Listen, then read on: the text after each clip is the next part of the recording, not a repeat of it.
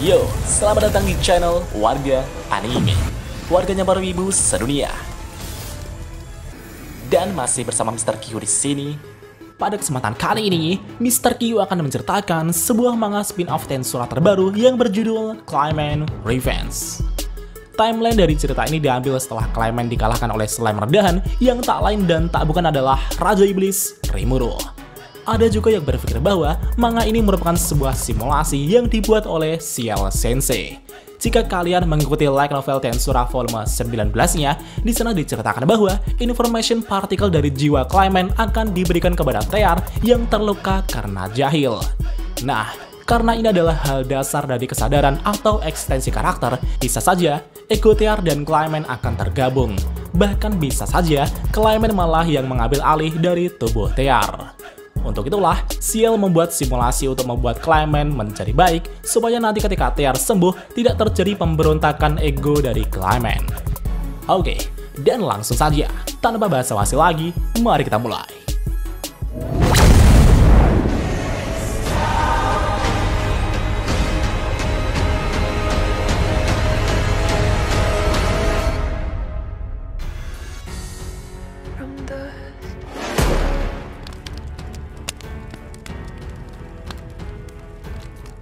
Di awal halaman, kita diperlihatkan Raja Iblis Clayman yang akan dilahap Rimuru dengan Beelzebub. Clayman yang sudah berada di ujung tanduk itu pun berteriak histeris. Jangan, aku tak ingin mati. Tak mungkin aku kalah dari slime rendahan ini. Tidak, aku tak boleh mati di tempat seperti ini. Tolong selamatkan aku, Kazarim-sama. Namun pada akhirnya, Clayman pun dilahap sepenuhnya oleh Raja Iblis Rimuru. Sesaat kemudian, kita diperlihatkan Clayman yang berada di tempat tidurnya telah membuka matanya. Clayman yang kebingungan itu pun merasa jika kejadian yang dia alami sebelumnya itu adalah sebuah mimpi. Clayman tertawa dan berkata, sudah jelas pasti itu mimpi. Aku tak menyangka diriku melihat mimpi bodoh seperti ini. Konyol sekali. Setelah itu, Clayman kemudian menemui Laples yang telah datang.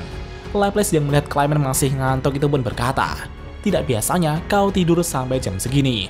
Apa kau sedang gak enak badan, Clayman? Clayman kemudian menjelaskan jika ia baru saja mimpi buruk dan telah melihat mimpi yang sangat panjang. Laples yang mendengar itu pun tertawa dan berkata, wah, hahaha, tak kusangka Raja Iblis sepertimu bisa bermimpi buruk. Ini lucu sekali. Clayman bergumam, itu benar sekali. Aku adalah salah satu dari 10 Raja Iblis Agung. Aku tak mungkin kalah dari slime rendahan seperti dia. Clayman saat itu sedikit mengingat mimpinya yang telah dikalahkan oleh slime rendahan. Clayman kemudian bertanya kepada Laples tentang maksud kedatangannya ke sini. Laples kemudian menanyakan tentang apa yang terjadi pada Koenig. Hah? Koenig? Clayman sepertinya lupa siapa itu Koenig. Laples berkata, dia adalah majin yang sebelumnya kau provokasi, Clayman.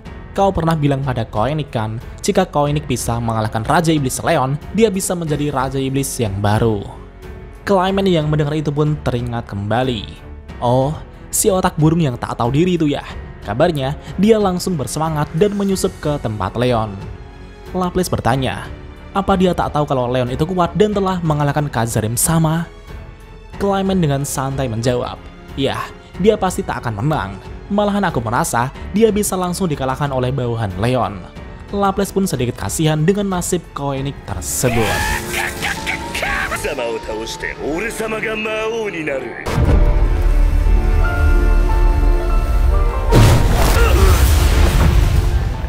Tapi Clayman dengan santai berkata, ya, itu tak apa. Suatu hari nanti, aku pasti akan menghabisi Raja Iblis Leon itu. Dendam Kazarim-sama pasti akan kubalaskan.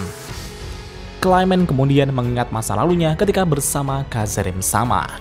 Kazarim saat itu berkata, Clayman, kau itu mirip denganku. Kau boleh saja meniruku, tapi jangan sampai meniru sisi burukku. Meski kau juga diciptakan dari kumpulan monyet, tapi tak seperti Tear dan Footman. Kau sama sekali tak cocok untuk bertarung. Tapi jika untuk menyusun rencana dan menggerakkan pasukan, mungkin tak ada yang bisa melakukannya selain dirimu, Clayman. Karena itulah, kaulah yang akan menjadi Raja Iblis penggantiku. Namun tiba-tiba, Laples mengetuk kepala Clayman yang sedang mengigau. Laples berkata, Kalau udah ngomongin Leon, kau langsung lupa daratan, Clement. Kau harus ingat kata-kata Tear dan Footman. Tear dan Footman pernah berkata, kau itu lemah, Clement, jadi jangan sampai bertindak gegabah. Kau harus lebih mengandalkan kami. Laplace berkata, jangan terlalu buru-buru, Clement. Mari jalani perlahan-lahan saja. Dan percayalah kepada kami, temanmu ini, Clement. Clement pun tersenyum dan menjawab, kau benar, Laplace. Bahkan dalam mimpiku, aku merasa kau sudah berkali-kali mengatakan hal penting seperti itu berkali-kali. Laplace pun jadi penasaran dengan mimpi buruk yang dialami Clement tersebut. Namun sayangnya, Clement tak terlalu mengingat mimpinya. Yang pasti, aku bermimpi jika aku akan mati sial beberapa dekade lagi. Laplace yang mendengar itu pun sangat terkejut. Heh, apa yang kau maksud mati sial, Clement? Clement dengan malu-malu menjawab, entah bagaimana, aku merasa seperti dibunuh oleh monster yang berbentuk seperti slime. Hehe. Laplace yang mendengar itu pun tertawa kegirangan. Hahaha. Seorang raja iblis dibunuh oleh slime, itu benar-benar mimpi buruk. Clement pun menjadi malu. Segera setelah itu, Clement pun mulai merancang rencananya secara perlahan seperti kata Laplace. Dengan perlahan-lahan, Clement akan menguasai dunia. Tak ada yang perlu ditakuti lagi. Clement dengan tenang merancang beberapa strategi sambil minum anggurnya. Dan setelah beberapa dekade berlalu, Clement saat ini sedang menemui seseorang yang tentunya tak asing bagi kita semua. Ya, orang itu adalah Yuki Kagurazaka. Yuki kemudian menyapa Clement dan bertanya, kau yang bernama Clement kan? Clement pun menatap Yuki dengan sangat waspada. Yuki berkata, jangan terlalu waspada seperti itu. Aku datang ke sini setelah ada yang mengenalkanmu kepadaku. Ya, ia adalah Kazarim yang merupakan tuanmu. Setelah mendengar penjelasan dari Yuki tersebut, mereka berdua pun mulai berbincang-bincang. Yuki juga menceritakan impiannya kepada Clement jika ia ingin menguasai dunia. Yuki pun mengajak Clement untuk bekerja sama dalam menguasai dunia. Clement yang tertarik itu pun tertawa dan berkata, hahaha, sungguh menarik. Apa itu sebuah permintaan? Yuki menjawab, yap, ini adalah permintaan untuk aliansi badut moderat.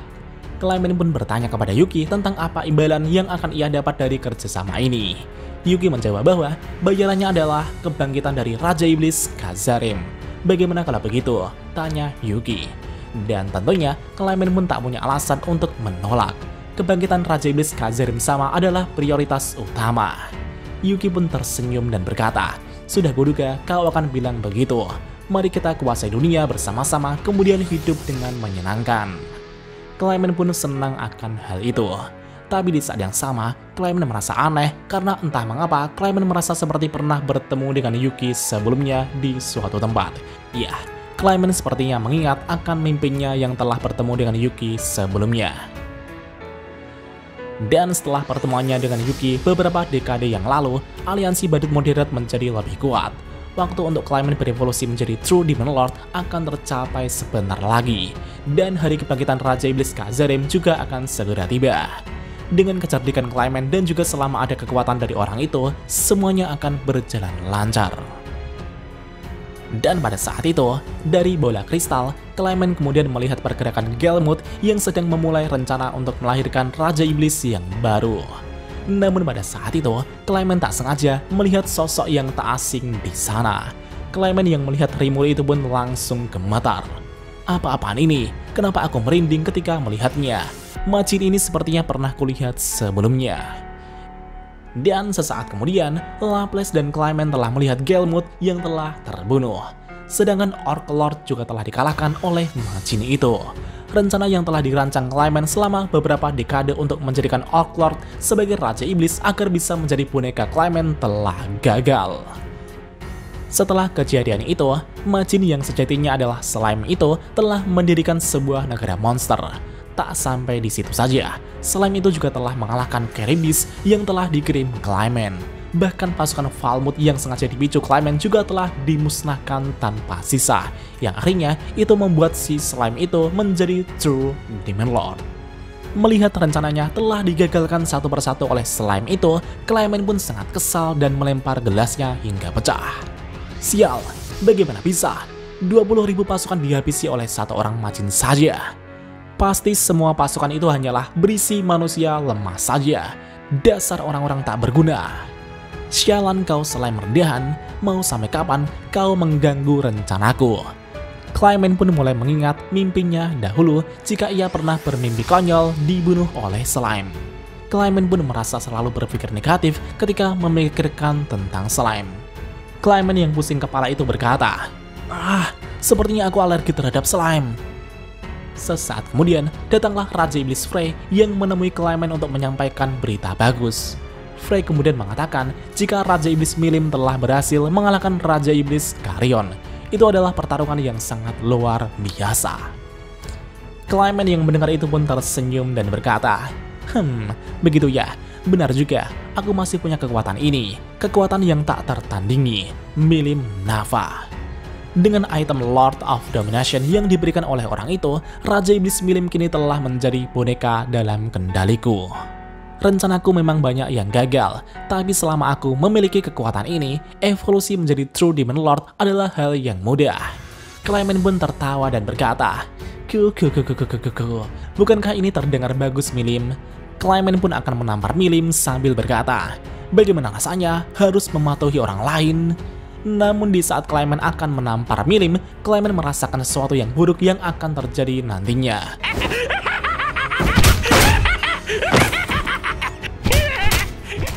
Clayman pun tak jadi menamparnya dan hanya mencubit pipi Milim dengan gemoynya gitu pak.